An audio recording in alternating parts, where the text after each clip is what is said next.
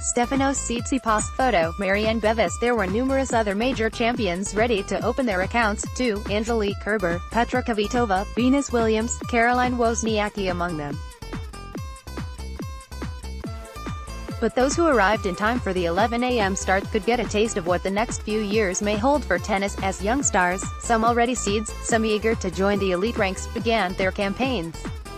On number 5 court, lucky loser Miomir Kecmanović, one of 4 teenagers in the men's draw after picking up a round 2 spot courtesy of the withdrawal of number 5 seed Kevin Anderson, had the chance to make a mark against the 99-ranked Maximilian Marterer.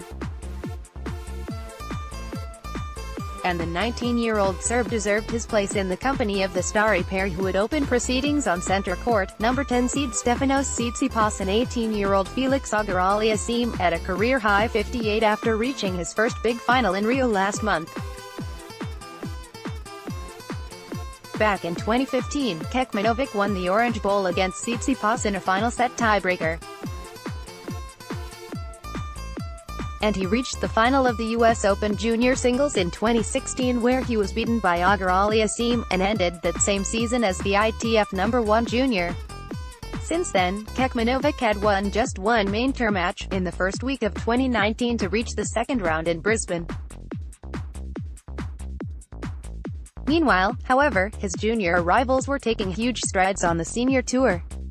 The charismatic 6'4" Greek Tsitsipas did of course have the edge in age, but his rise last year, still age 19, was remarkable.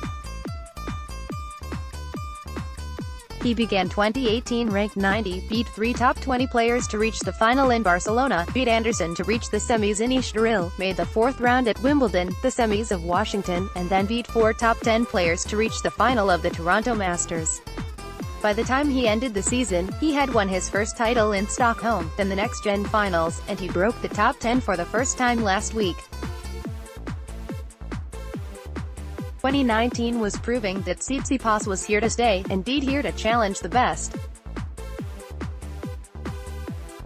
He beat Roger Federer on his way to the semis at the Australian Open, won in Marseille, and was runner-up in Dubai.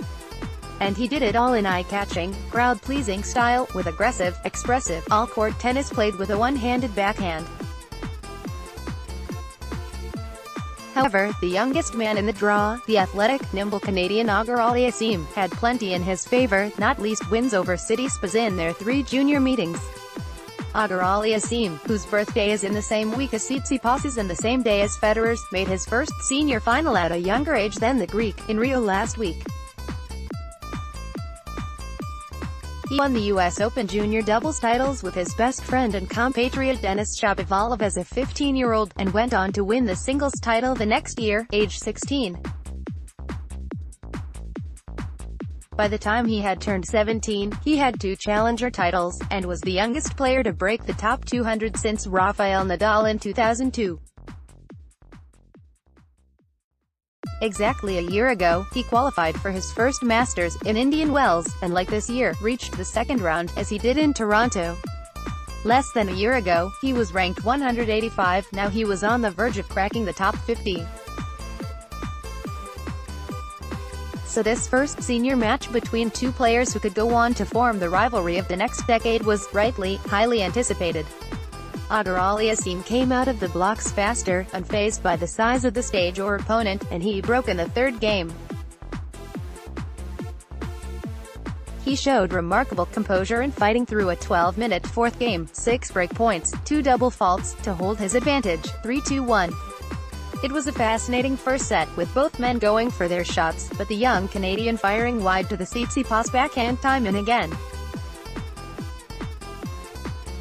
Perhaps those 15 match wins this year weighed a little heavy in the Greek legs, especially with the time difference he faced between Dubai to California this week. He hung back, reacted rather than being proactive, and he paid the price. For while Tsitsipas's level steadily rose, and his demonstrative backhand at last came into play, he could not get the break back. Auger-Aliassime served out the set to love, 6-4. The second set was played at an even higher pace, and still Auger-Aliassime seemed to control the rallies, powering the ball from corner to corner, transitioning in when the opportunity arose, and generally containing the Greek. Tsitsipas made two poor forehand errors in the third game. The Canadian broke, and then consolidated with an ace for a love hold, 3-2-1. The only real sign of nerves hit Auger-Aliassime in the sixth game. 3 straight double faults, and he faced his only break point of the set, but more errors, and 3 failed line challenges, from Tsitsipas, helped pull the Canadian through, via another ace. The confidence that now shone from the Canadian was palpable, a backhand running pass down the line, a blistering forehand return of serve, and Tsitsipas was looking into the chasm. Sure enough, Auger-Aliassime broke, and served out the win, 6-2, in just an hour and quarter, his first top 10 win. There are sure to be many more, though his next opponent, most likely the number 21 seed Roberto Bautista Agut, will be a very different proposition, as solid, fit, and resilient as they come. And what of his fellow teen, Kecmanović? Well, he was finished even sooner than Auger-Aliassime, taking a scant hour to beat Marterer, 6-3, 6-2, his second ever main tour win, and so continues to edge ever nearer the top 100 mark. He has a decent shot at getting there soon, too. His next opponent is the 32-ranked Laszlo Di Geri, though the Serb does happen to be the man who beat Auger-Aliassime in the Rio final.